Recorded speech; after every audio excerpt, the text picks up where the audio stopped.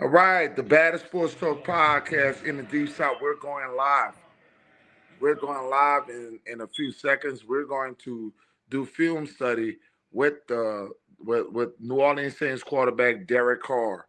So y'all just be ready to be entertained. The host of the podcast is EJ 504, and this is your boy Everett 504. So we're going to do film study today, and there's a lot that we're going to talk about. Training camp is a flow. Everything's going well for the New Orleans Saints so far. Of course, we had a one tragedy, with the loss of with Trey Turner. So, y'all just give us a second. Y'all gonna hear the intro. We'll be ready.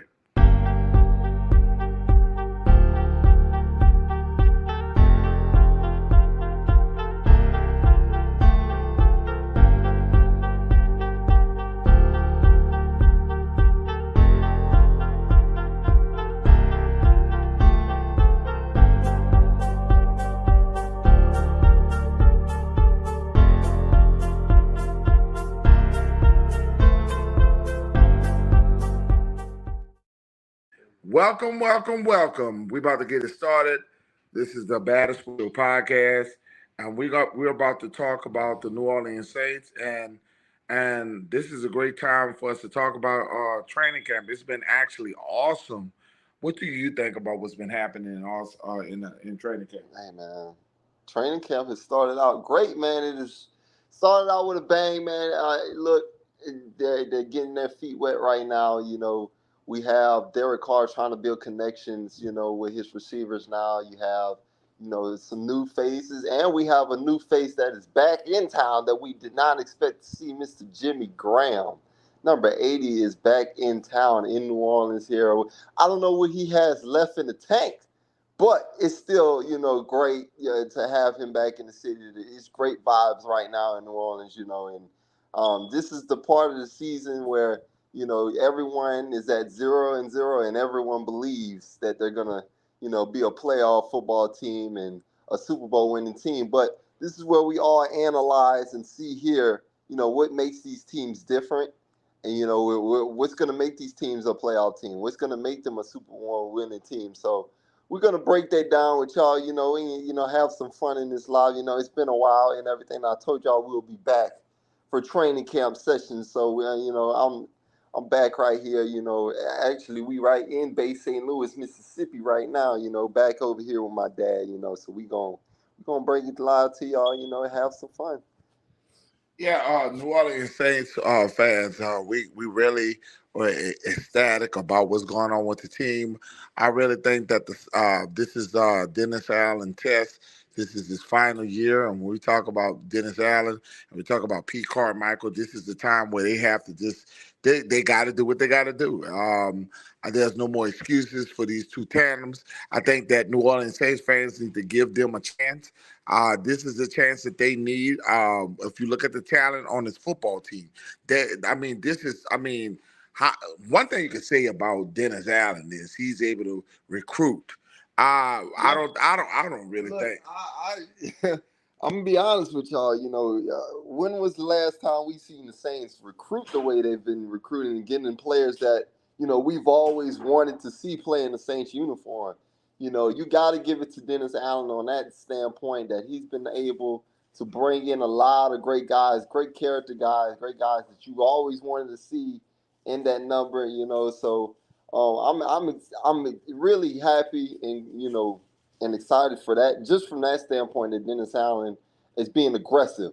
Sean Payton. He Don't you find it let's strange that Jimmy Graham said that he been trying to come back to the New Orleans Saints, yeah and yeah is it was it Sean Payton and yeah. his It makes you arrogance? think about it. Sean gets stuck in his ways. He finds players that he likes and he just sticks with them.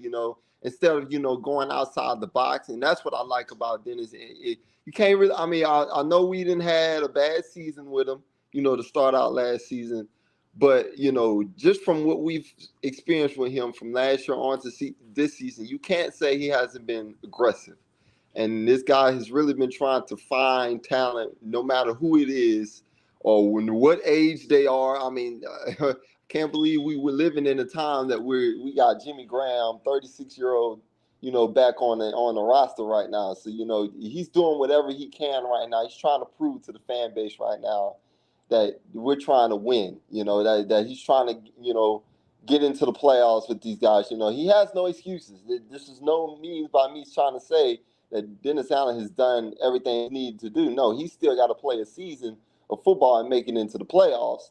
But he's started in the right direction. And Pete Carmichael, for you got to look at the weapons that You're out the shadow of Sean Payton. Yeah, you're out the shadow, and what you see in training camp, you can see he's doing a lot of tight end play. Yeah, he's doing a lot to the tight end, a lot of balls or screen passes. Right. Something that I talked about all the time, that when the Saints were successful, they were using the screen play. And now they're using the screenplay, and it's very effective for the New Orleans Saints. When we see the Saints, they are throwing the ball down the field vertically, and they're throwing the ball when they're most successful is the screenplay, using the tight end, running the football. You can't win football games with a 5,000-yard passer. We do not want to go in that direction. We want to be able to run the football, and we have a three-headed monster. Out of Alvin Kamara, and then you have Jamal Williams and Kendra. I love it. Yeah, I'm very excited for that run game. What was very encouraging that I seen was Alvin Kamara and Kendre Miller working together. You see Alvin Kamara being that veteran leader and working with the rook, and we had heard the comments at the beginning of the draft talking about how Kendre, was coming for that spot and everything, but still, as a great leader as Alvin Kamara is, he still took him upon his wing and said, "Hey, man, you can improve in this area. You can improve in this area." And we all, and I don't know if y'all been paying attention to Alvin Kamara. Alvin Kamara looks fresh, great. man. He looks phenomenal. He looks really good, man. And he really, Kendre's gonna have to really ball his butt off talking, about coming for his spot. But I like that. I like it from a rook point of view. Yeah. You always want a rookie to say and believe, even though we know it's not true. Yeah. We want them to believe that they can take that veteran. Yeah. That's only great for competition. That's only great for football. Right. You cannot if you don't think that you can beat the next guy, I don't think you should be in the game. Oh yeah, and that's what you need. You want that competitiveness. You want dogs on your roster, and that's what I like. Kendre brings. He's confident in himself, and he's gonna get an opportunity. We know pending suspension. For Alvin Kamara. With everything that's going on this offseason, so he's gonna have his opportunity in this season. So I like for him to lock in, go ahead and have that dog mentality, and then get ready to go ahead and share that ball with Mr. Jamal Williams, who's a great character guy. Okay, we're gonna go with film study, and we're gonna talk about Derek Carr because this is what this session is all about. We're gonna open up the pad. I'm gonna open up the big board, and we're gonna do some switches. So give us a second. We're gonna do this thing because it's very important that everybody see what we're doing. Okay, we're gonna switch it over. So y'all give us a second. We're gonna talk about film study today, and we're gonna look at the quarterback. It's very important to see the quarterback. So I don't know how to switch this camera around. Do you have any idea? If not, we'll just turn it around.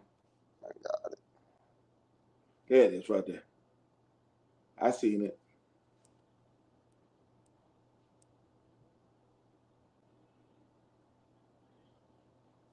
I got it. You about to take us all the way out, and you took us all the way out. You didn't have to. Oh shit.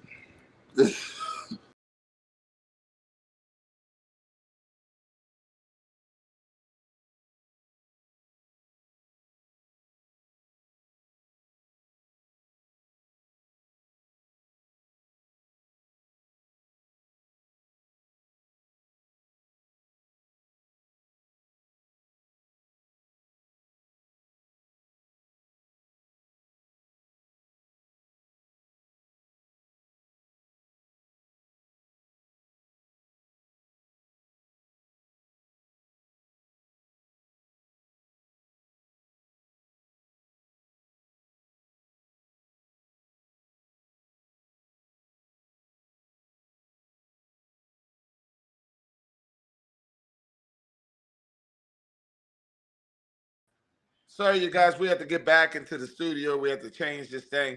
We're about to do film studies, so y'all give us a chance. We're trying to change the camera over, so you guys, so we can catch the film study. Y'all give us a second.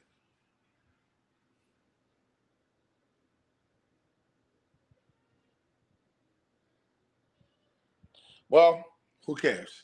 Okay, we're gonna turn this thing to for All you whatever. gotta do is, man, hang on, man, 'cause this guy, No, you're gonna kick us out of this once again. I'm telling you, man, I know what I'm doing, man. I know what I'm doing, man. You don't know what you're doing. I know what I'm doing, man. I know what I'm doing. Let me see here, bro. First of all, You just tapping buttons. what you do? Get here. You're tapping buttons. You're gonna take us out again. I'm live here with my son.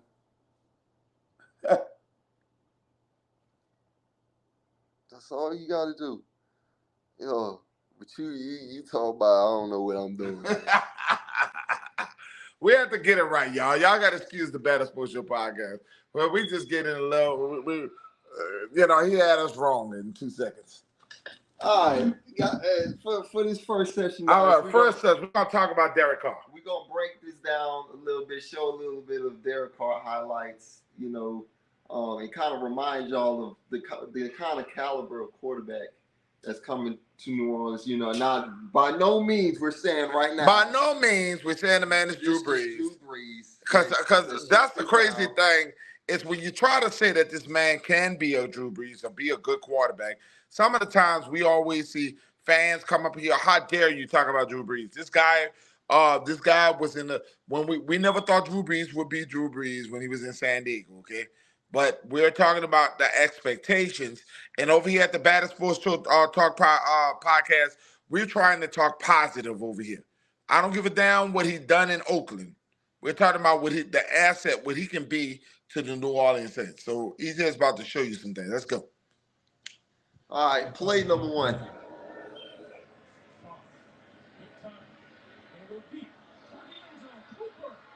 Perfect ball placement. Perfect ball placement. As you can see there, okay, we're going to rewind that one more time for y'all to see that one more time, okay?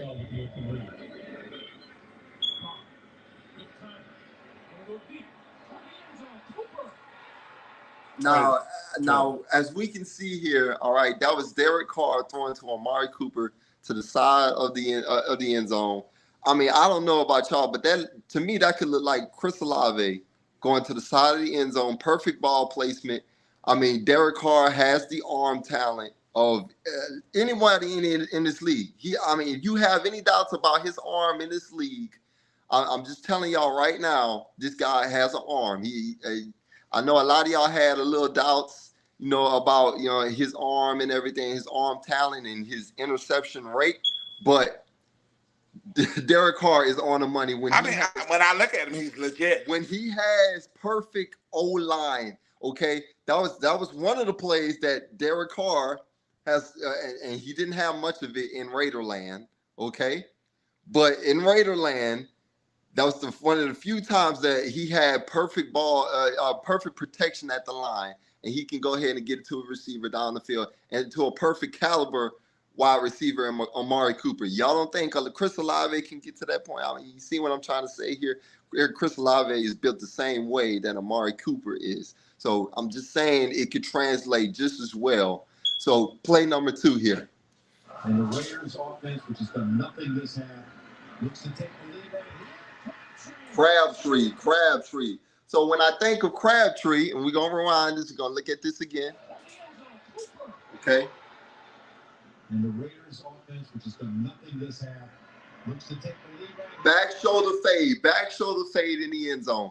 Okay, that reminds you right there, Drew Brees to Michael Thomas in the end zone right there. So you have Kent go up Mike in the end zone right there, one-on-one on the outside. We just seen him do that in week 1 last season against the Falcons, against A.J. Terrell and Jameis Winston doing that to him.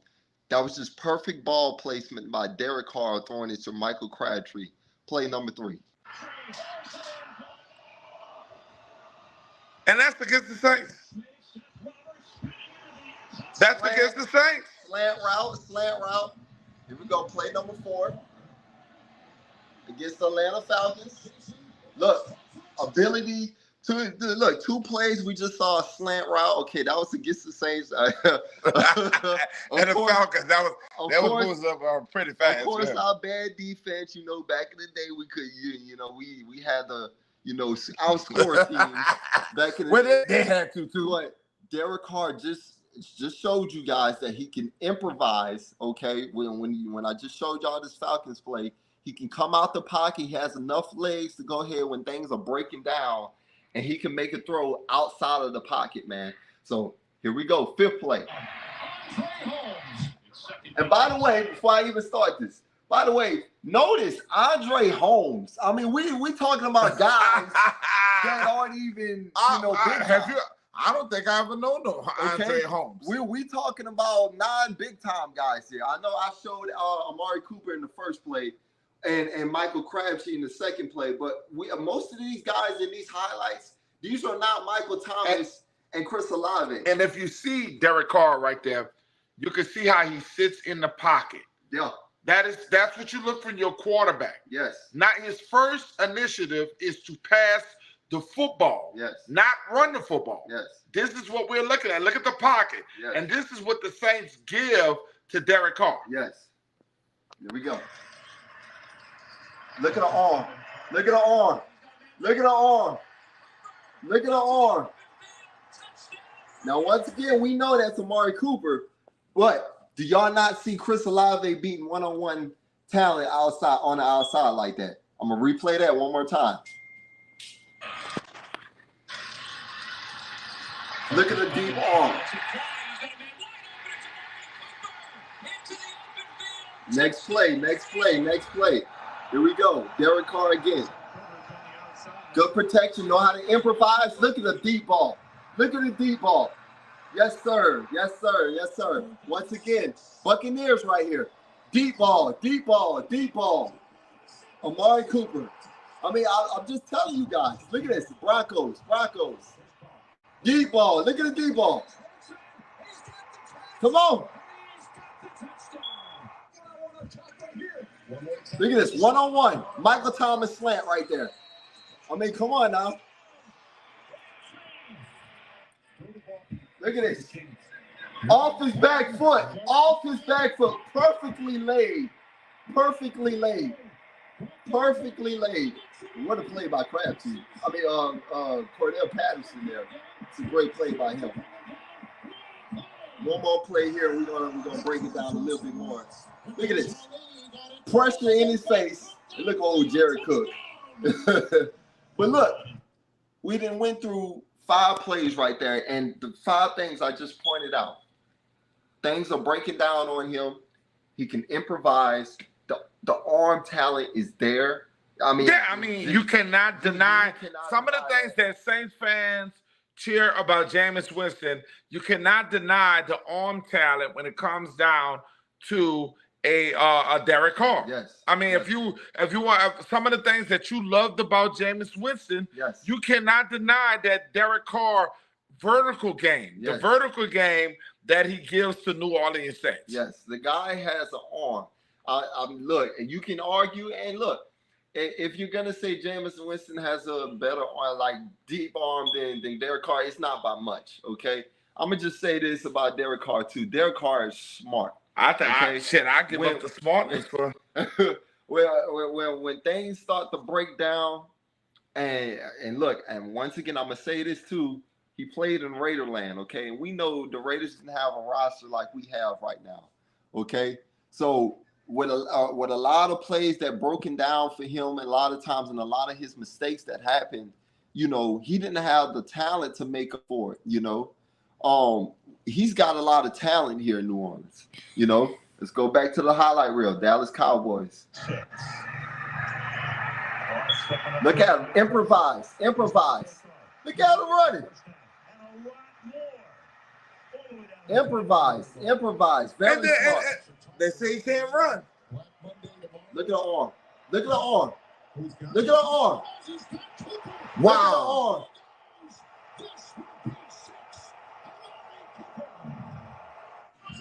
Here we go. Pittsburgh Steelers. Great defense in Pittsburgh.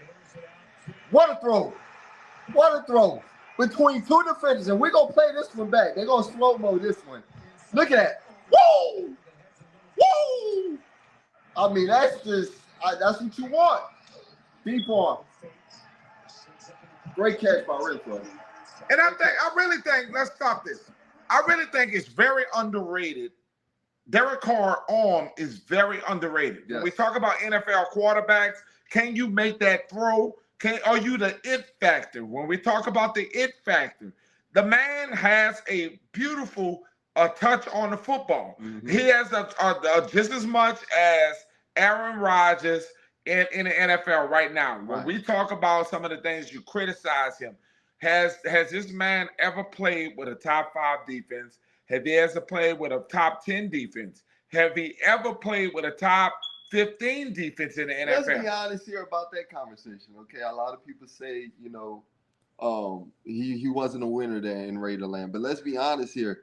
The Raiders didn't have a winning team for him, to make them winners, And, Derek Carr is one of the best quarterbacks in the league that has come back.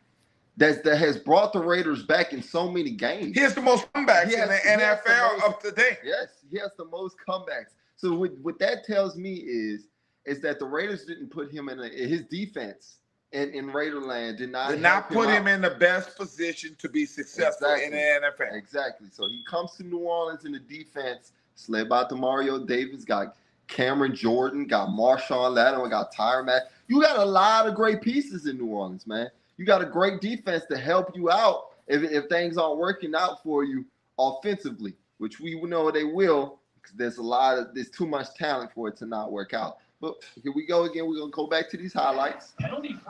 Buccaneers. Look at the arm, man. That's Aguilar. Deep ball. Aguilar. Look at these throws. Look at these throws. Look at these throws. I just want y'all to see that one again. And we're doing film studies because this is what you're getting in New Orleans. Look at this. Look where the ball is placed. Ball placement. And you cannot ignore that. You want to talk about winning. Improvise. Yes. Now, one thing I need y'all to notice on that play.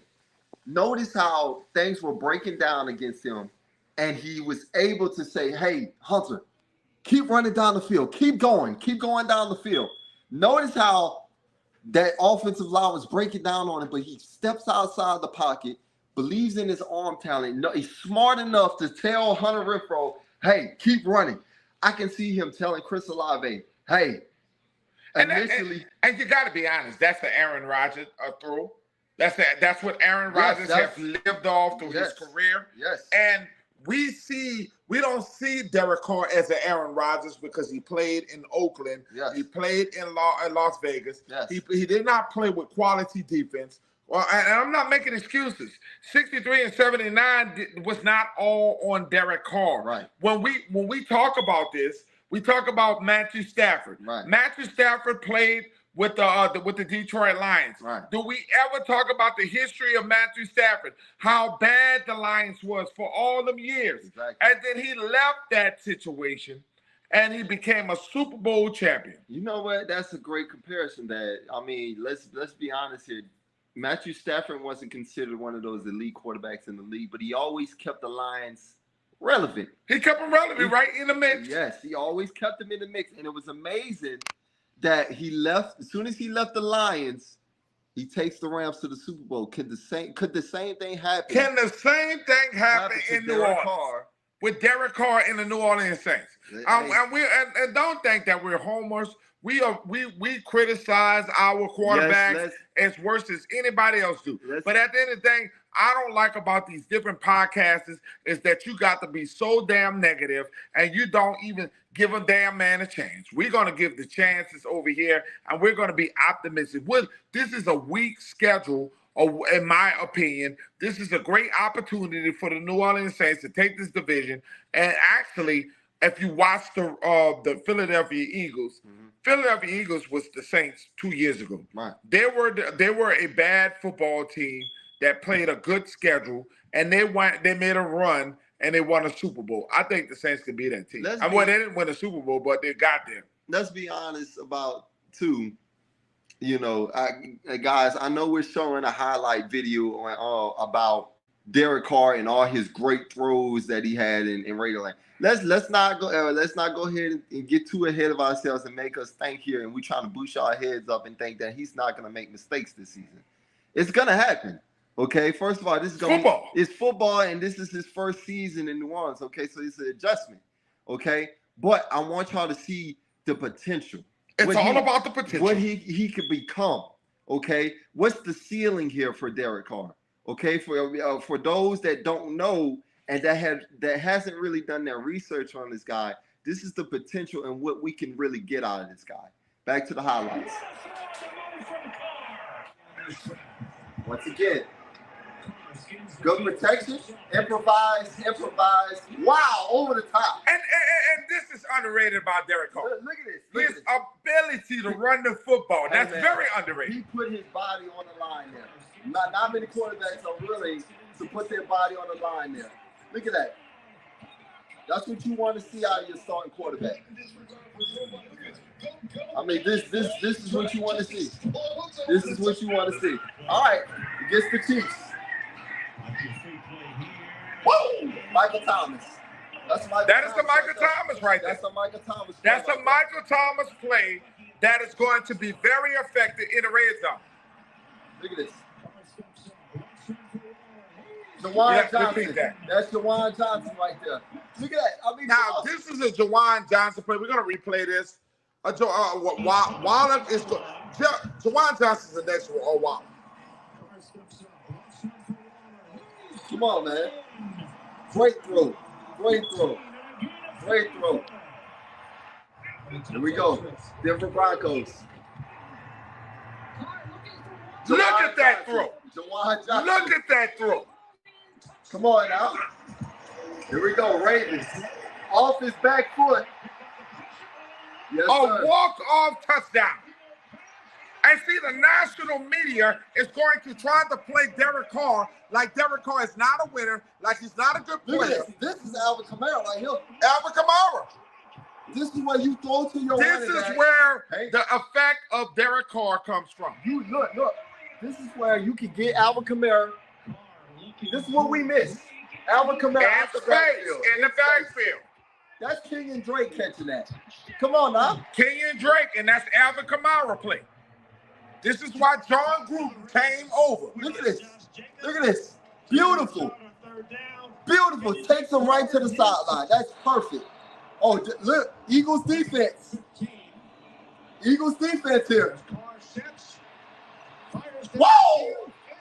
That's what you want. Oh, this is my favorite play. This is my favorite play right here. Ability to step up in the pocket.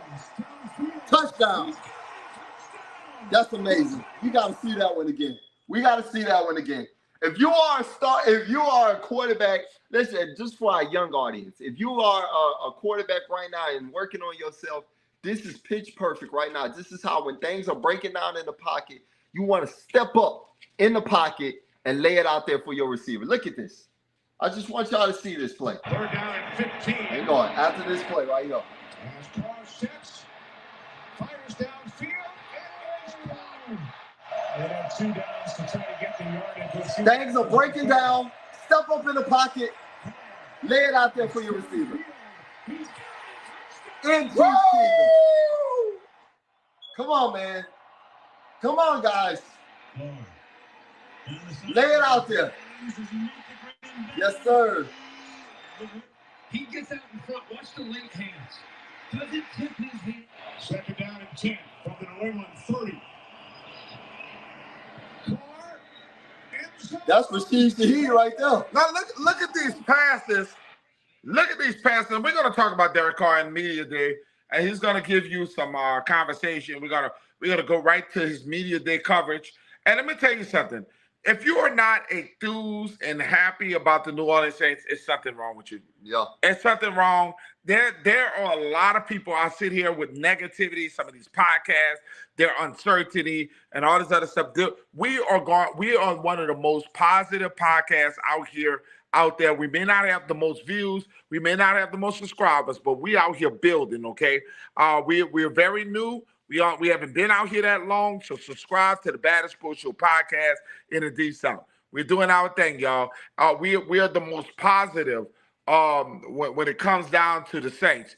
I don't want to hear nothing about what Derek Carr did in Oakland, that Derek Carr didn't win. Derek Carr did not play with a top 5 defense, not a top six defense, top 15, top 18.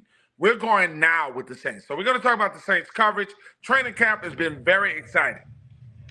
Let's look here. We're gonna hear some words from Derek Carr. We're gonna give you some media day coverage here.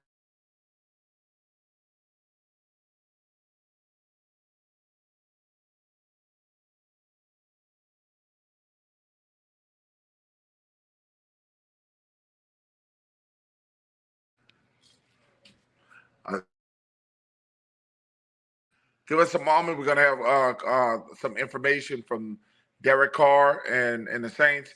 It's been a great week already, except for the tragedy of losing a law offensive lineman.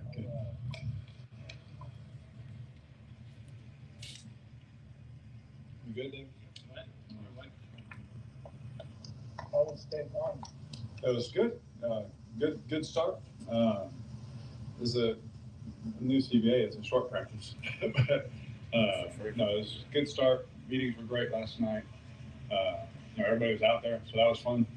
OTAs and minicamp didn't have the full arsenal of everybody, but having everybody out there today, seeing them in the huddle, getting reps with them, throwing them the ball, calling plays, with the O-line and all that, felt good to have that group, and hopefully we can just build on it, keep everybody healthy, and see what we can do. Derek, what are you looking to accomplish here early in camp? Because BA says you have a pretty good grasp of the offense. I just want to compete now. I feel, it's not a new language now. It's my language. It's our language. And so, to me, I'm just trying to be that leader, be that quarterback position to show the guys that they can look to me when they're tired. They can look to me when it's hard, and they can, even if I screw it up, they can still look. Okay, when he talked about it's not their language, it's my language. Mm-hmm. What did you get from Well, that? the biggest thing for me is like he's talking about, hey, I'm in a new team now. It's not that I'm with the Raiders anymore. The same things that he was doing in Raiderland, he's not doing over there in New Orleans now. He's got to go ahead and build, chemistry. And that's why I'm saying, guys, this is his first year. Give him some wiggle room. New team, new offense, new players, new everything. So for me, you pick up off of that and you're hearing that and you're like, oh, I get a lot of, fellow fans that are sitting there talking about, oh, hey, doggone, he's already doggone shaky and scared and don't know what he want to do and everything. No, that's just him saying, hey, we're building chemistry. This is the time that you want him to build chemistry with his teammates in training camp. This is the perfect time. This is what you want to hear from your quarterback one, your QB one. You want to go ahead and sit there and hear him say, hey, we're doing good. We're building the same languages. We're sitting there. We're trying to get on the same page on everything so that when week 5 goes around in the NFL and you're playing a team, you're not sitting there having these same conversations that you're supposed to be having in training camp. So we're gonna go down to Cam Jordan, and we're gonna talk about what he think about his new quarterback. And this is very, very as you can see.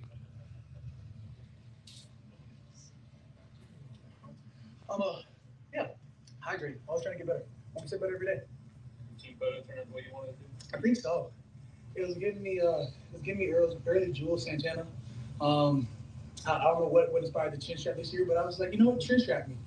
I feel like I'm in the early 2000s again. So if you see me walking around a 5X tall tee, I'm back. The Y2K is in right now. Man, I'm telling you. You should Y2K, not B2K, right? Because I can't go back. Yeah. Okay. And what was my the game is back. You see that 6'8" post up tight end. You like that. I think that's just more weapons for our offense. We already had a lot of weapons. We talk about. I think Foster had a good catch today. I think Jawan was out there moving how we want Jawan to move in terms of what our offense can do. It's only going to get more and more dangerous. Uh, I'm not saying I like what I see, but of course, why wouldn't I like what I see? We'll see what happens when we put pads on. What he was talking about was Look at that. Look at God.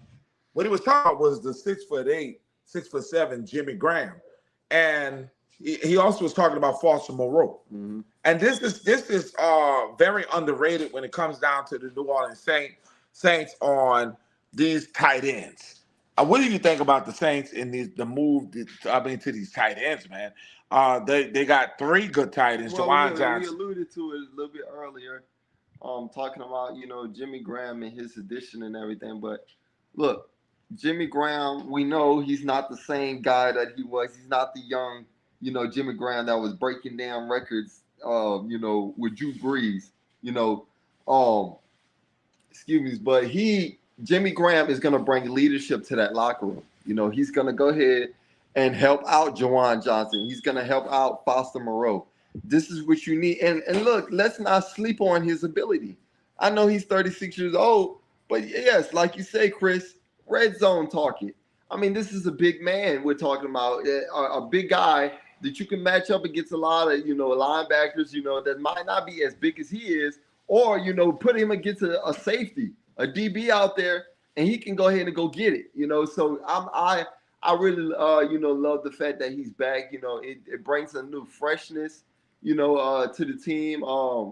Cam just alluded to. And then he sat out a year. Cam alluded, hey, this is the gang is back, So this feels like back in the day, even though it's a little twist to it. It's not everybody that we had back in the day, but at the same time too, it just looks good, We're going to hear some words from Jimmy Graham in a few seconds. Yeah, I met that guy. We were the same coat to a party, and I was.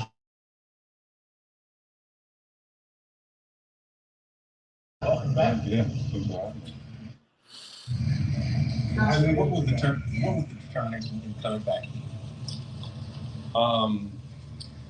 For me, I've been trying to come home for a long time, and last year, had some conversations and determined that I really didn't want to play anywhere else.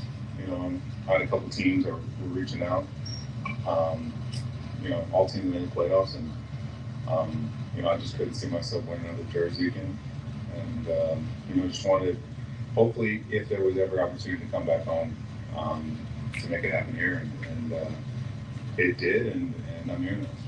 That led to the year away from the NFL last year. So you kind of had the one team you wanted to be with. Yeah, a bunch of teams have reached out last year, and I talked to Jimmy Sexton, and just made it clear that if I don't retire as a Saint, then I wasn't going to play again. So that was kind of the determination, and we were talking last year about some stuff, and we were communicating throughout the season as well, and nothing articulated. And then come this off season, a couple months ago, they reached out and started talking, and now I'm here. So, now that's great to hear. If you're a Saints fan, Jimmy Graham talks about, hey, if the Saints aren't letting me, retire in that number again, I'm retiring. I'm not coming back and playing again. So this was his last chance here to go ahead and go ahead and wear that number again, play, NFL football again. And he was very determined to come back and play for the Saints. And obviously, he did enough in, that workout with Dennis Allen and everything, and showed the guys and in front of Mickey Loomis that he still has something a little bit left in the tank, so it's good to see his face, it's good to see that he's back, and it's good to have him around, man. Like I said, I'm not going to expect him to put up no damn 1,000 yards like he was doing back, when we had it going on, in 2015 with Drew Brees and everything. But, look, I still can see him leading the tight end room, and I still see him, going ahead and being a red zone target. We're gonna go ahead to Foster Moreau to hear from the hometown kid. And I'm very excited about Foster Moreau. Don't get it twisted. Jimmy is the third option. He's the Jimmy. He's the third option. Jimmy is not for Saints fans to be delusional and think Jimmy is going to give us 800 yards, 1,000 yards. You got to be out your mind. Jimmy is going to give us red zone touchdowns. He's going to be able to open up things for this New Orleans Saints team. He's an extra guy. He's not a guy that's going to be sitting there. Don't expect Jimmy Graham to be that guy. Okay, he's not that guy. It's Jawan Johnson and it's Foster Moreau's team. So we're gonna go to these guys right now. Chris, it's funny how you how you brought that up, man. Tyron Matthew Show did think that that Jimmy was trying to coach, man. I didn't think it was real myself. I didn't know who would think it's real. It is unbelievable that he's even back right now in the uniform and playing for us. But guess what? What's better to coach and be on a football team with your guy and play at the same time? Yeah. I take over.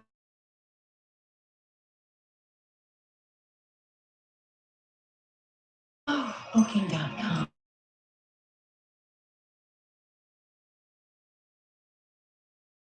Tastes better than flavorless water. I can see.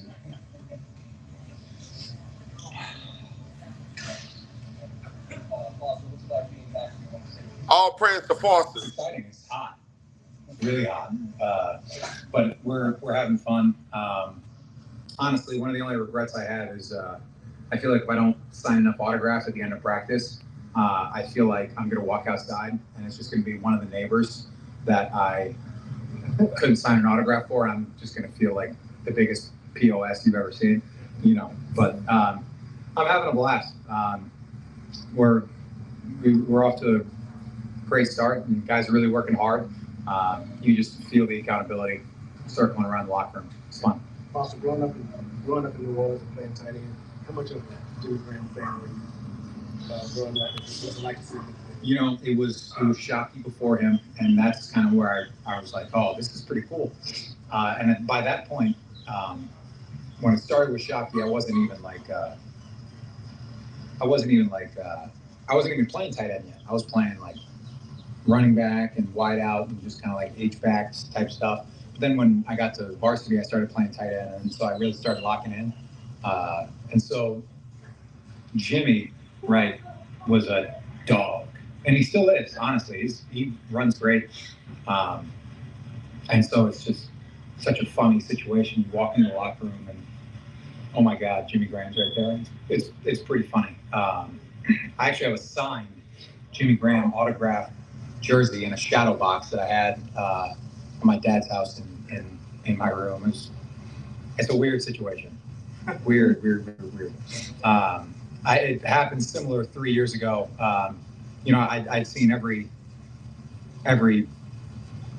clip of Jason Witten tape, and then all of a sudden he's in the same position room. It's funny how it works. I'm probably going to wind up with one of the greatest tight end Rolodexes of teammates that you could ever imagine. It's pretty good. Did you acquire that? No, that's awesome to hear if you're a Saints fan, Remember, guys, this guy is standing in front of a Saints podium right now talking after training camp about this competition. About not only Jimmy Graham, somebody that he idolized and looked at, but he just had leukemia. He was battling cancer, guys, and this guy is right back on the football field. Looks good, looks healthy right now. I mean, this is a straight up warrior. Shout out to Foster Moreau, man. I mean, this is just great. This is just awesome. To hear his insights, to see him out here smiling, talking, with grace and everything, and happy to be back in his hometown. So I'm excited, not just, to see his abilities on the football field. We know what he can do on the football field and his connection with Carr, but it's good to see him in a right mindset and looking good and smiling after what he's been battling through. Yeah. What do you expect out of Foster Moreau when you talk about his role on this football team? And one of the things I expect when we talk about Johnson and him, the elevation of Johnson, Yeah. I really think that this tandem and this three head monster is going to be unbelievable. Yeah. Yeah, look, It's going to be you got a unbelievable. three-headed monster at tight end, and that's funny. It's real funny that you got a whole. I mean, we talk about three-headed monsters at the running back position, but we talking tight end, man. We got three guys that can really, ball out there at tight end, man. Derek Carr's got some good targets out there. Like I said, Jawan has been developing greatly over the years, and it only can get better with Derek at quarterback. Foster Moreau and Derek, their connection, and now the veteran leader, Jimmy Graham. Now there's a big competition other than the tight end position. There is going on at cornerback, and we're going to listen to. Oh my God! Oh my God! Cornerback number 2, and we're about to listen to Alontae Taylor and his battle with Paulson Adebo. So give us a second. We're going to listen to the young man. I really think he got a really edge on Paulson. Mm-hmm. I love Paulson. Don't get me wrong. Mm-hmm. But look, he might need to slide to the slot after, camp.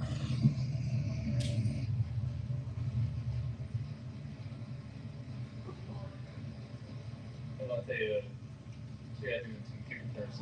When's the last time you did that? Man, probably in high school, just messing around, though. Nothing serious. I've never really done a return before, but I don't think I can't do it, So we'll just see what coach feels like should happen. Coach just told me to go back there and catch some kicks. And ever since then, I've been back to catching kicks. Yeah.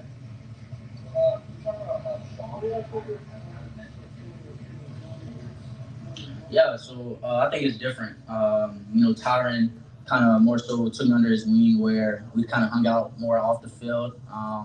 And they just kind of pulled me to the side there and in the locker room and just kind of told me ins and outs of the league, kind of what to look for, what not to look for. And then on the field, he just kind of lets me know that he's behind me. And that kind of lets me know, he alerts me on certain calls that are about to come up, certain routes that have to come. And then Marshawn is just more of the guy who teaches me more about technique, kind of tells me how I can be more savvy here and more savvy there. Now that I know what to do and I know the playbook and I know how to play, he's kind of been helping me a little bit as far as showing up disguise instead of just lining up. So two totally different type of leaders for me, but I embrace both of them.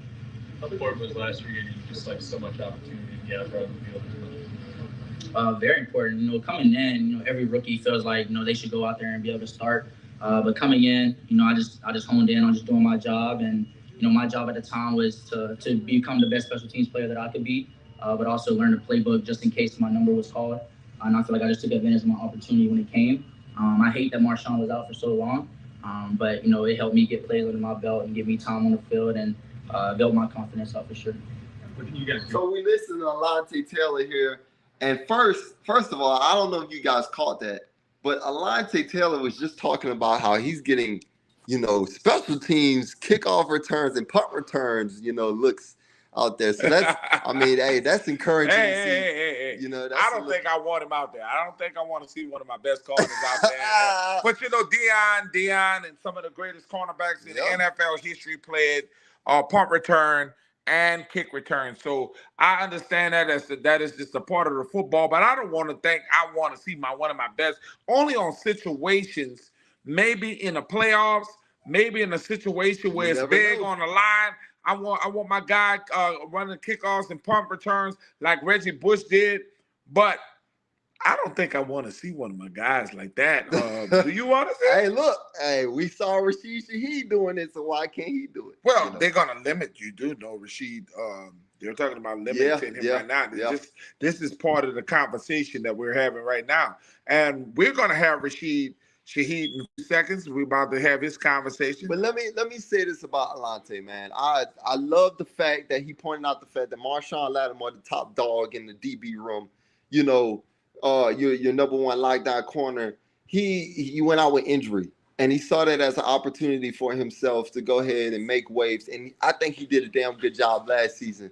So obviously we don't know, quite yet between Paulson Adebo and Alante and who's going to grab it yet. But I have a hunch that's saying Alante Taylor, is that lead dog right now as far as cornerback number 2. So let's just see if he keeps it up, and we can see him leading the corner that other side and have a tandem with Marshawn Lattimore. Now we're gonna take it to the speedster, Rashid Shaheed. I mean, I that's one of my favorite guys. I ain't gonna lie to you.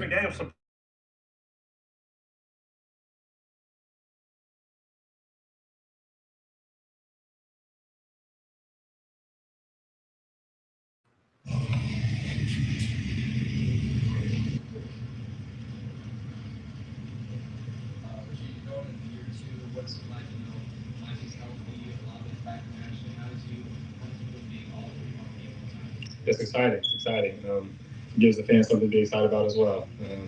We're just trying to get better every day, make each other better, hold each other accountable. Just so on Sundays it makes it easy, and I hope to make their jobs easier too. Rasheed, where are you at right now as far as your route running and your grasp of the offense, assignment alignment, and knowing, and not only because initially everyone thinks, oh, he's a returner, but you're much more than that. As far as being a true route runner that Derek Carr can trust. Right. As far as that, I feel like the speed of the game is kind of coming to me a lot differently. Slowing down, I feel more comfortable within the system, and where I'm supposed to be at and when I'm supposed to be at. And the timing with Derek is just going to improve as long as camp goes on, and just keep making strides at that. And as far as my route running, I feel like I can run the whole route tree, but of course, improvement is always, each and every day I look for something to get better at. So I'm excited to continue to work, and all the little things will come together. Did you know, last season, kind of got thrown in there, but on the season, next season, on top of that, having a full off season, yeah, much more comfortable. Having a full off season definitely helped me, gave me a chance to learn different positions and kind of key in on my job. As far as last season, I felt like all I had to do was learn one position and kind of go with that, just because they knew it might have been a lot for a young guy like me, just being coming in how I came in and coming off of rehab and all that stuff. But it's going well. I feel like I'm getting a grasp of it pretty easily, taking the time off the field to learn that, and it's coming together nice. So we heard Rashid Shaheed there. Shaheed is talking about, his route running ability, because most of last season we brought him in as a return specialist. Okay, so during this time last season, we wasn't worried too much about him at receiver. We didn't know, what to expect from him at receiver. But now he's more focused now on receiving the ball, and I'm just so excited the playmaking ability that this kid has, the ability to stretch the field. Not only you have Chris Olave that can stretch the field now, Rashid Shaheed can do the same thing as well. So now this is encouraging to hear that now he's solely more so working on that, so he can have more opportunities to perfect his route running and to go start, getting himself more out there at receiver. And it's gonna be exciting to see him out there, alongside Chris Olave, and just to see the little bit of plays that we saw from him last season. And we know the speed that he brings to this offense, the explosiveness, the excitement he brings to this offense. I'm just saying, guys, watch out for 22. Okay, we're gonna move on to Peyton Turner because I want to talk about Peyton Turner. This young man, is competing. I heard a lot of great things in camp, and I heard a lot of things about what Dennis Allen talking about.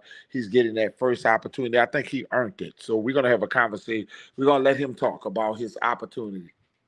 Hi, Jen.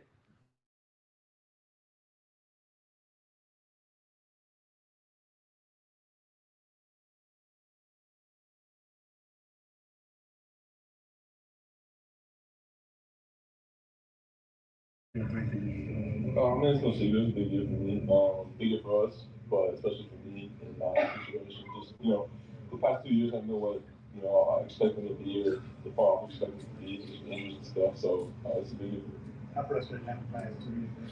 Real frustrating. I feel like I get something going, and I feel like I got on a good stretch coming off that shoulder. Didn't really have an off season last year. Finally got going a little bit in that mid season, and get my ankle crushed in that Rams game. So.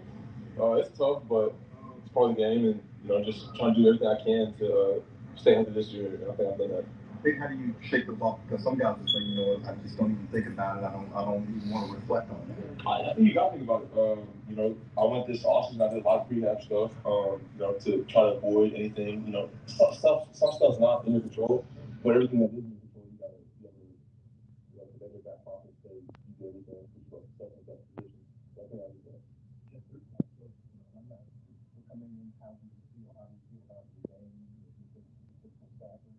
I feel great. I haven't felt this good playing football in a long time, so I feel really healthy. I feel great. I feel like I'm position to be better this year, so I'm excited. We hear Peyton Turner say he's Very underrated. Very underrated. Very underrated guy. He says that he feels great. Okay, that's very encouraging because we need this guy healthy. Okay, Dennis Allen mentioned earlier, that hey, doggone, I want to see Peyton Turner healthy. He has a chance to grab the defensive end #1 spot opposite side of Cameron Jordan. If he can stay healthy and then just provide some type of, help with Cameron Jordan, some sacks this season, he don't have to go crazy. But we know what type of ability this kid has, and I'll run with defensive ends, with Marcus Davenport, and we moved on from him. He's in that same boat. If he does not improve, if he does not do what he has to do, he will be gone as well next season. So I'm looking for a big year as well and a big jump from Peyton Turner as well. Yeah, I really think that Peyton Turner was coming on last year at the end of the season. A lot of people don't realize that Peyton Turner was playing well into that freak injury when the man fell on the back of his leg. So I think Saints fans are just trying to label him as a bust too fast. I think the young man has a great engine, a great motor on him. Don't you remember Trey Hendrickson? A lot of you guys forget Trey. Nobody was patient with Trey Hendrickson, Right. and everybody was ready to write the young man off. And look at him over there in Cincinnati. Look how he was in the last year for the New Orleans Saints. I'm gonna tell you right now, and Chris, I'm glad you brought up Foskey. Foskey is gonna push Peyton Turner. Okay, and that's what we need. And that's what you want. And don't forget Carr Granderson. Foskey is gonna be damn good, and he's gonna sit and he ain't gonna be sitting there as a backup for long. So I'm just glad to see, that Peyton Turner is healthy, but at the same time, just know we got some assurance policies behind these guys this year. Now, what we're going to talk about next is the running game, and this is underrated with the New Orleans Saints. We talk about Alvin Kamara, but we don't talk about the suspension. We don't talk about the depth, and we're going to talk about Alvin Kamara in a few seconds. In a suspension, it may be 2 games, 3 games, whatever. But the depth that the Saints got behind Alvin Kamara is very crucial. And one of the guys that we love, and we're talking about Jamal Williams. That was a big signing, huge signing. So he'll be in Jamal Williams is gonna be that big guy. That's that 3-down back that you need if Alvin Kamara is gone. So yeah. Hey, what's happening? Don't look at my face and go off of that. I'm not a be hot as hell all day person. I'd rather be in the sun. Well, I'm inside, but this is my default RBF face. You're fine. Go ahead. Anyway. Jamal, hard hitting start. Like it's been used. Yeah, none of trash. It's just a funnel cake. It's just a funnel cake. So yeah, the Vignales is just a funnel cake. He called a beyond it. A beignet, he called it a beignet. I'm sorry. I just got here out of respect the vignettes and all that. This guy here is crazy. I tasted it.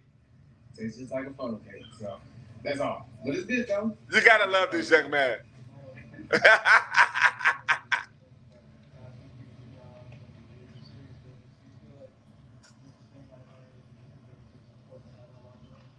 Yeah, for me, I'd rather just have like a positive competition. You can be competitive and still root for the other person. You can be competitive and still wish blessings for the other person. That's right. How y'all get better. I feel when you see somebody else do better, and it makes you want to go even harder. But I just try to keep it as positive as I can. Like we're on the same team. We don't have to make it so negative and egotistical and all that. But we basically I try to make it as lighthearted and just let everybody know I'm here to support.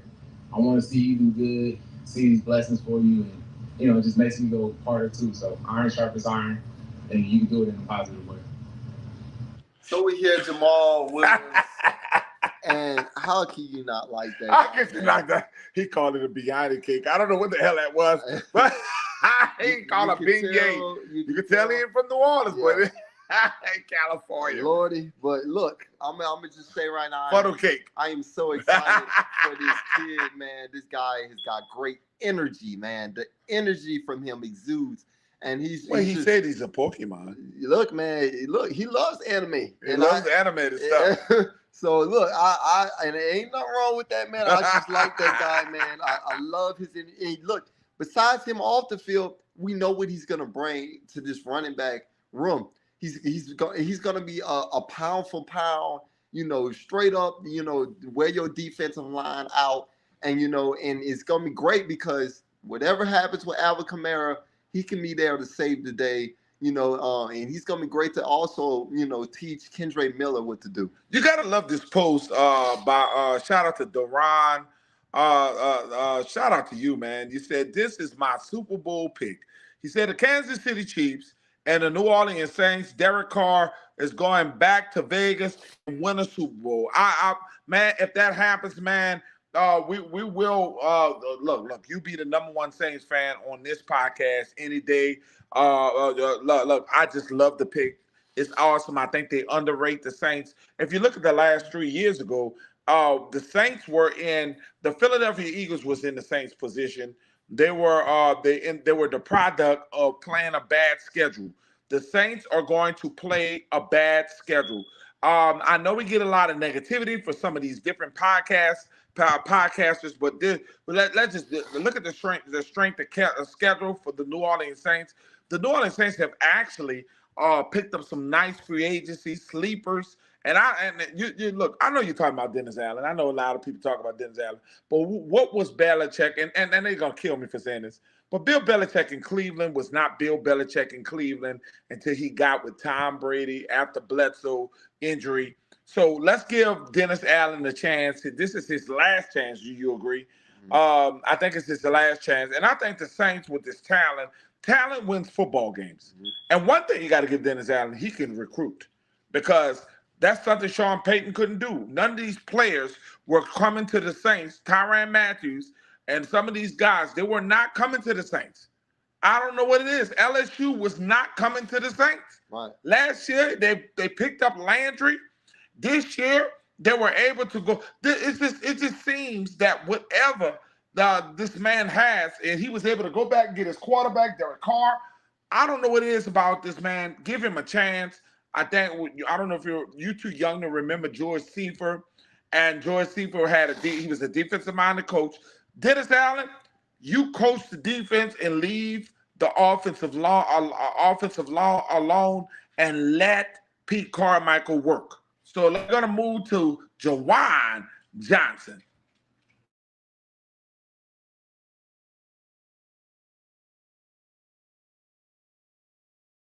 We're gonna go to the head coach.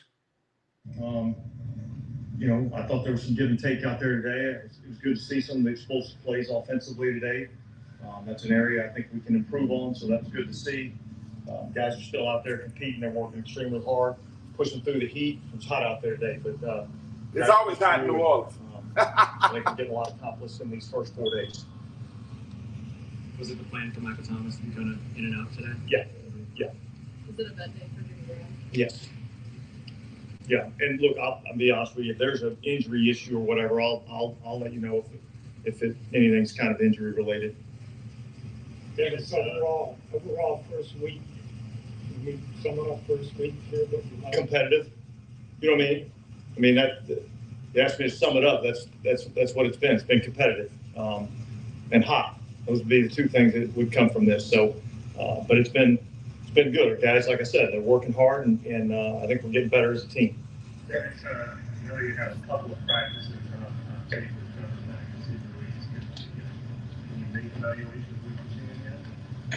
Well, look, I think the positive thing is that they seem to be in relative good shape for coming off of surgery and not really having the whole offseason kind of, especially with a lower body injury, that's kind of hard to do. But I think both those guys are in pretty good shape. I think they're still working back into, football conditioning, but there's a ton of things from a technique, particularly with Trevor, ton of things from a technique standpoint that he's got to work to improve on. But it's good to have both those guys out there. Well, that was going to be my follow-up. Just from an experience standpoint, obviously, you wanted to see that kind of stuff. Has it shown, understanding from? Well, I would say this. I would say I think he's way further along day one of training camp this year than he was the day he took his last rep last season.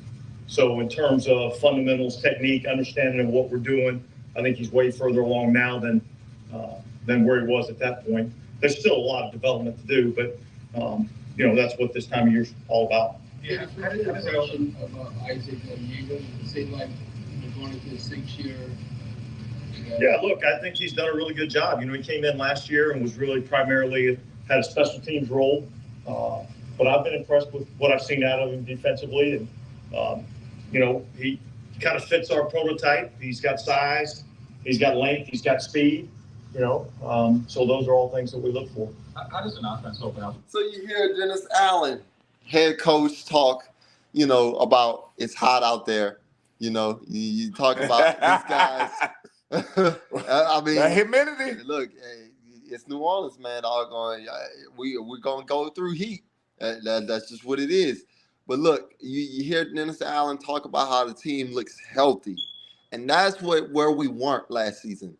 Last season at this time, we had already injuries from the start. Jameis Winston was already hurt going into training camp.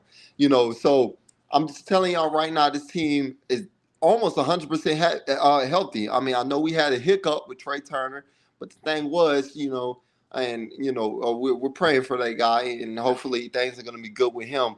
But he was on a 1-year veteran deal. Shout out to Derek. So it doesn't really hurt the team at all, with the injury or anything like that. But for the most part, everyone is taking, their time. Everyone is, learning the plays. Everyone is growing together.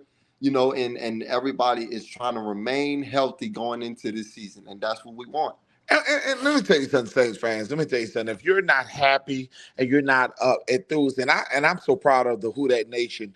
The Who Dat Nation have showed there's not a fan base. There's not a fan base better than the Who Dat Nation. They out there in the training camp through this whole, through the weekend, and they have showed why we are the best fans in the nation. There's not a better fan. No disrespect to the Packers. Though there's no disrespect to Kansas City. Nobody else. You just gotta love the Who Dat Nation. That we come out there in some of the hottest conditions, and I just love the fan base. That the players feed off of the fans here in New Orleans. We don't have multiple sports here. We only have basketball and football, but we do know that the love of New Orleans is the Saints, and we love the Pelicans. We're moving in that direction. But I am so proud of the New Orleans Saints, the Who Dat Nation. We're showing the world why we are some of the greatest fans in the world. And if you haven't subscribed to the Batter Sports Show podcast, y'all don't forget to subscribe to the host, EJ 504, and the co-host, Eric Gagne. Y'all come out and support us.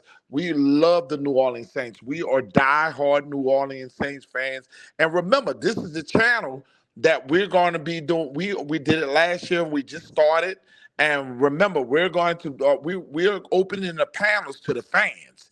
Remember, the fans are more important than anybody, and your opinion count here. We do the pregame, and we're also going to do the postgame. And you guys are welcome. We are not going to deny you whether you agree with us or you disagree with us. You will always be welcome over here at the Batter Sports Show podcast in the Deep South.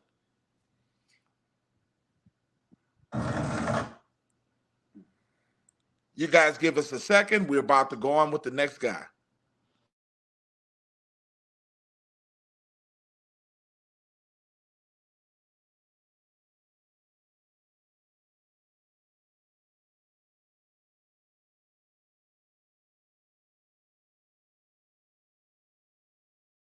Okay, we're going on with Demario Williams. In a few seconds, we will be going on with the anchor of the Saints, the New Orleans Saints defense.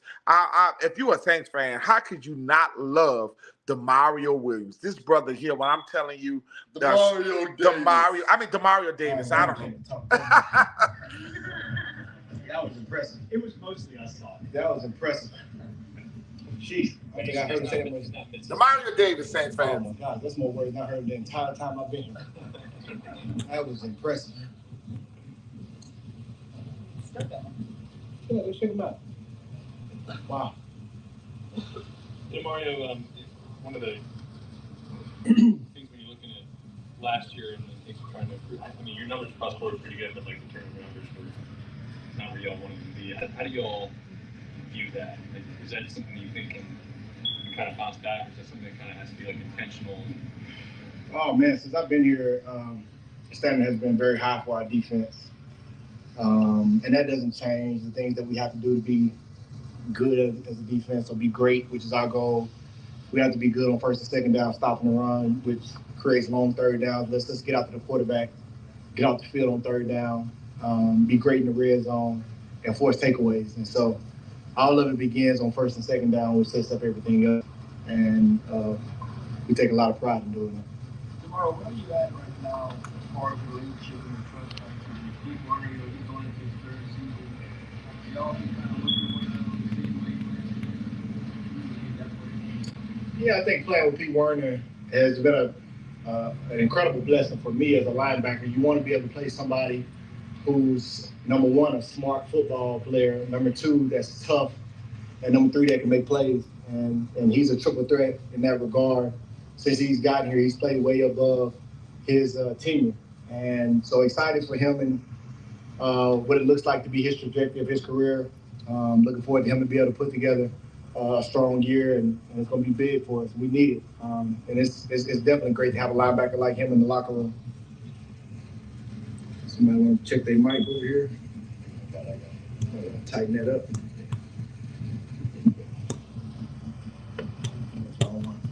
Tomorrow, along those lines, how about we all know how keen this eligibility man his opportunity.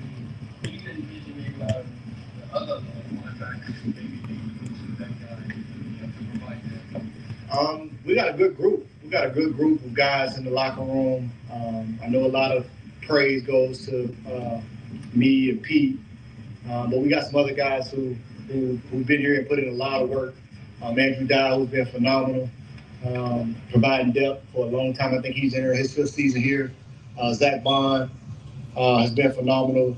We got some young guys who haven't hit the field as much, but look very explosive and smart guys and definitely putting in the work. Nephi, D-Jack. So I think we're in good hands in that room. You never know every year when a guy's going to be called on. And so anybody on that 53 has to be ready. And I definitely feel good about our linebacker room. The guys that get called on will do well. So we just heard big Demario Davis in the middle, our big leader. Interesting conversation. I mean, look, Demario is talking about Pete Werner and how he loves playing alongside Pete Werner. I keep telling you guys, stop sleeping on damn Pete Werner. Pete Werner is a damn good linebacker, man. I'm telling y'all. Well. You see, the Saints didn't go back and get Quan Alexander, and he signed with the Pittsburgh Steelers. Shout out to Quan. We always gonna love you, Quan Alexander. But what is keeping the Saints from going back to Quan Alexander is the fact that the Saints are trying to become younger at defense at a linebacker, and they already have some age with Demario Davis. The Saints are trying. Did you hear Demario when he was talking about some of the guys, the young guys? Zach Bond. We I know you guys don't tripping on Zach Bond, and he hasn't gotten to this stage. That's the guy I'm going to look at because you got to look at the guy we lost last year with the Atlanta Falcons. You know who I'm talking about, a young man who left. I can't get the kid name. He left. He moved on, and he was. His daddy was a player in the football. I mean, in NFL. And if you guys can say it in the chat, I'm just forgetting his name because he's not a Saint no more, and he's a Falcon. But the Saints have I just think the Saints see something in their practice facility that they like, And there's You and of talking about course Caden Ellis? Caden Ellis. Thank you, Caden Ellis. And I just really believe that the Saints are moving forward. They got a couple of young guys they drafted. Jackson, there's a bunch of guys that I just think the Saints don't want to go old. And well, and then with the salary That's cap, good. I mean, yeah. you want a young team. This is a young man's game. Yeah, of course you want your veterans to lead those young cats, but at the same time, this is a young man's game. You want nothing but speed out there. You want fresh legs out there, and I'm gonna just say, man, Pete Werner is exactly that. We're gonna get Pete Warner, and then we're gonna do our last segment with David Carr. David Carr is the brother of Derek Carr. Okay, so and that's gonna be the last of this podcast today. But we're gonna go with Pete Warner.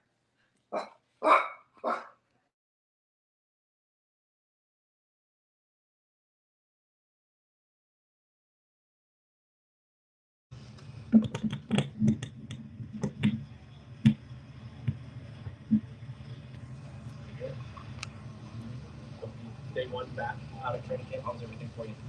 It was great. Felt really good to be out there with the guys again, building that chemistry early. So it's always good to be out there with the guys on the defense, the guys that you're going to go out there and ball out with. So it's always a good feeling. How does it affect your game to have new folks along that front defensive line, along that front seven? It, I would say that happens year by year. You get a new front guys, so you just got to adjust, see how they play, how you might fit off of certain players based off of what they kind of do and what their style of play is, basically. But I'm confident in those guys, and we got some dogs ahead of us, so that helps out the linebackers a lot. Yeah, I would say definitely his game, but more so his confidence. I mean, he's going out there with a different purpose. Now you can definitely see it by the way he is kind of anticipating out there on the field.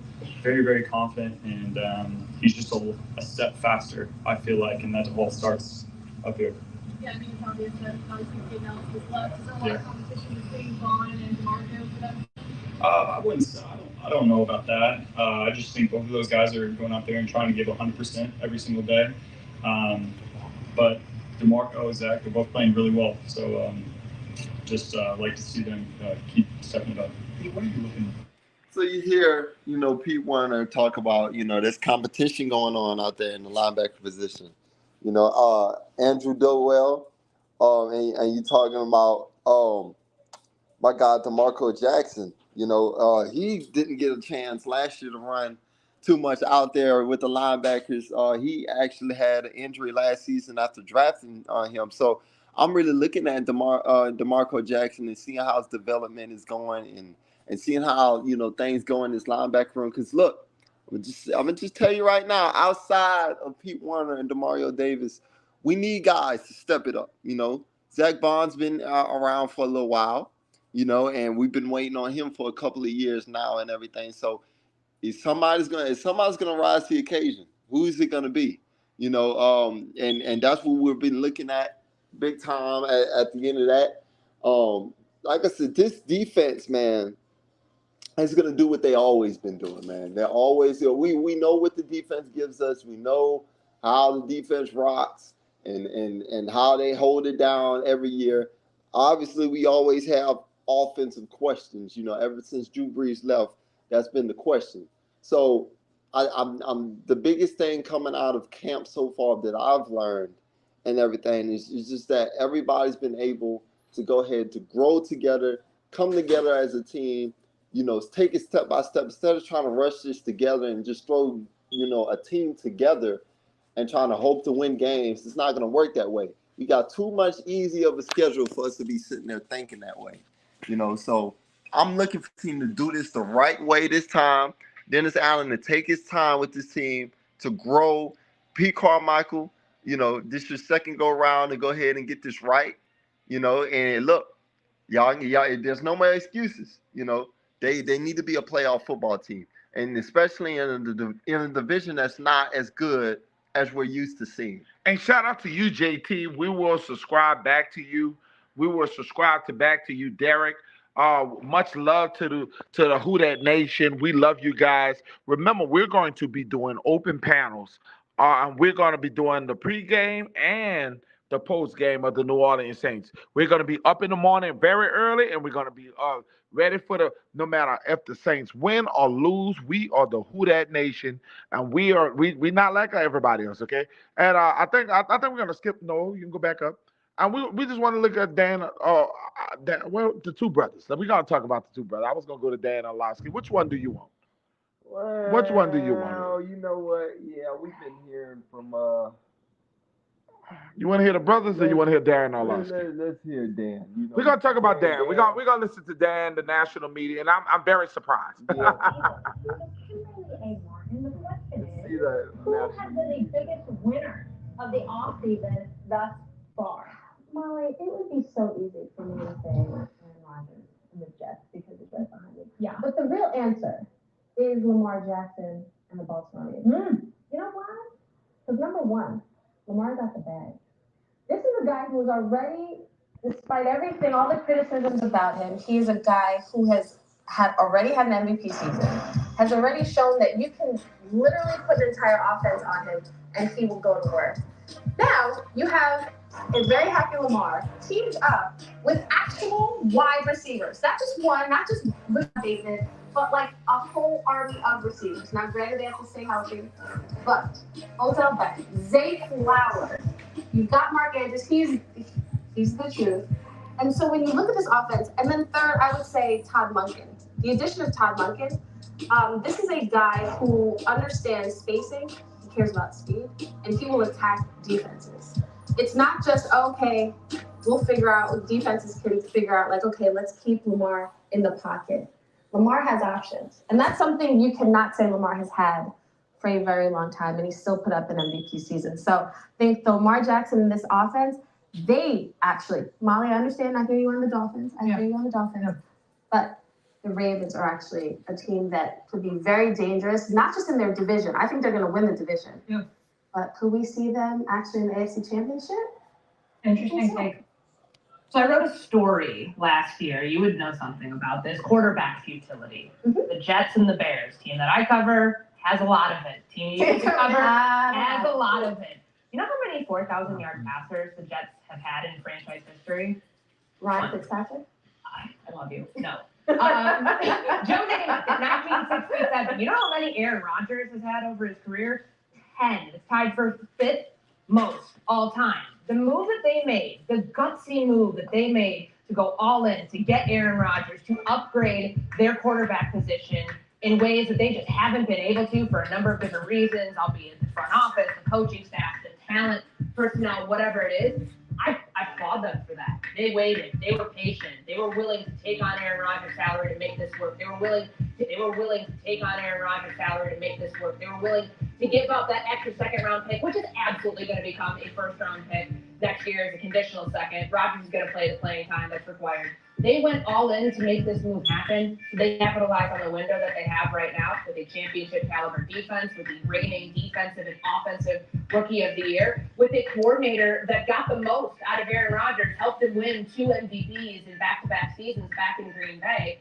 They took a gamble, but it was the right gamble. It was a smart gamble, because if you're in the AFC East, you have to have a quarterback. You have to have proven weapons. Otherwise, you're the New England Patriots, and that shows you that's a team that's not going to be contending among the other 3 for a title. The Jets did what they had to do. They were aggressive, and I think of all teams that made moves this offseason, that's the one that we were all locked in on. 500,000 lemmings, all of us, watching Pat McAfee's live stream to see if Aaron Rodgers would be going there. We did that. That was very pathetic. They ended up doing what they needed to do, and for that, they are the best offseason. All right, had the best offseason. We got the Jets. We got the Ravens. Danielson? Let's see if Daniel agrees Where are you? Let's just see for a second. First, I just want to say thank you to Courtney for not pointing directly at me when she said quarterback futility.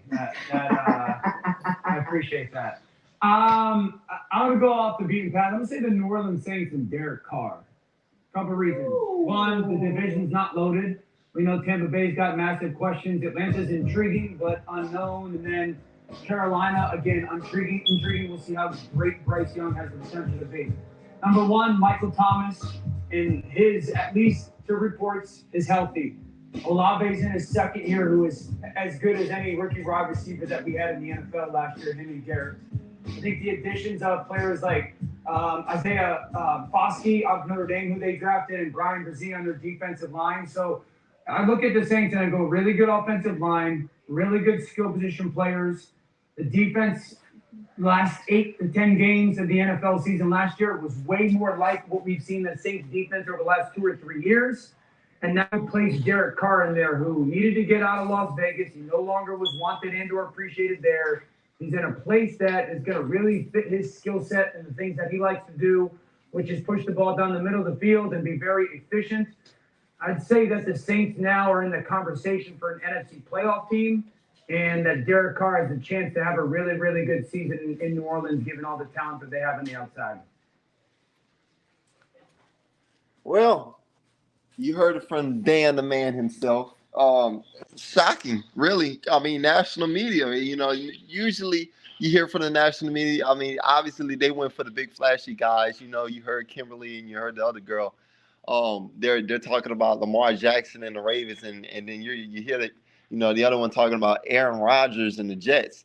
Of course, you hear those national media build up, hype for those guys, but Dan Orlovsky. Well, he's not the only one. I mean, they talked about. I mean, when you looked at the replacement from Colin Cowhurst, the young man who replaces Colin Cowhurst, he also speaks. And there are multiple CBS. There are multiple people that got New Orleans as a dark horse. And one of the reasons is schedule. And I have told people all the time, I say, the Saints have not had a favorable schedule in a very long time. The New Orleans Saints are set up to be a good football team. The underrating the part is Michael Thomas. When Michael Thomas, the way he looks in training camp, that is a big difference. We talked about last year. Would the New Orleans Saints get in the playoffs? They would have gotten the playoffs if Michael Thomas wasn't injured. There were 2 games from being in the playoffs. They would have been in the playoffs if they would have had 100 Alvin Kamara. They would have been in the playoffs if they would have had a healthy Jameis Winston. The Andy Dalton show, that was just a Band-Aid that was put on a severe sore. The New Orleans Saints are a playoff football team. They look at the roster. I know you guys may not agree, but look at the roster of the New Orleans Saints, and you look at the other NFL franchises out there. The Saints are just as good as anybody, and they're playing a poor schedule. And I think that people, even Saints fans, are underrating how good the New Orleans Saints are. And we're going to be we are the baddest sports show podcast in the Deep South. We're going to be right at the end and to sit there and tell you, nan, nan, and boo, boo, we told you so. Okay? Who that? We that? And we got the final say from the host of the Baddest Sports Talk. Hey, man, we enjoyed this session with y'all. I appreciate y'all for showing out and coming in the chat, man, and enjoying this session with us. I shout out to Chris, man. Chris kept it going in the comment section. Derek, JT. Let me see who else. Turbo, Duran. Look, guys, I appreciate y'all for coming in the chat, and tuning in with us, man, hanging out with us. I told y'all we'll have some more training camp content, man. We're going to keep this going until the season starts. And then once we have our first preseason game, baby, we are going to do the live, team together. You know what I'm talking about, the game day crew. And we're going to get it going. And the season is back, baby. We are back. NFL football is back. NFL football is back. New Orleans Saints football is back. You heard me. And let me tell you something. If you are rooting against Dennis Allen, you are rooting against the New Orleans Saints. I don't give a damn what you're feeling. If you're rooting against Derek Carr, you are rooting against the New Orleans Saints. I don't care what you say, you heard me. I was a Saints fan before the Saints were winning. I remember the days of the bag days. I remember cha-ching days. We Saints fans are going. Look, we didn't like Mike Dicker, but we rooted for him. We done, goddamn it, Mike Dicker traded. He traded everything to go get Ricky Williams. But we loved him. We still were Saints fans. And at the end of the day, if you're rooting against Dennis Allen and this football team, you're not a New Orleans Saints fan. That's just my look. You can be critical of your team, but at the end of the day, I want my team, my fans to be supporting their football team. Just like the great Packer fans, the great Pittsburgh Steelers fans, the great Dallas Cowboy fans, the Saints fans. We are the best in the nation. And I'm calling some of you suckers out, you squirrels. Like Buddy D used to say, the squirrels. We calling them squirrels out. At the end of the day, don't be sitting there jumping on the bandwagon when this team make the playoffs. Oh, you heard me? Yeah. We ain't waiting on y'all. You know what I'm saying? So man, we need day ones, man. Not no bandwagons, man. Day ones, man. So we see y'all. We know who it is, man. So y'all stay tuned, man. We love y'all. We'll be back soon again for another the Baddest Show Sports podcast in the Deep South, baby. 1, 2, 3. Who that, baby?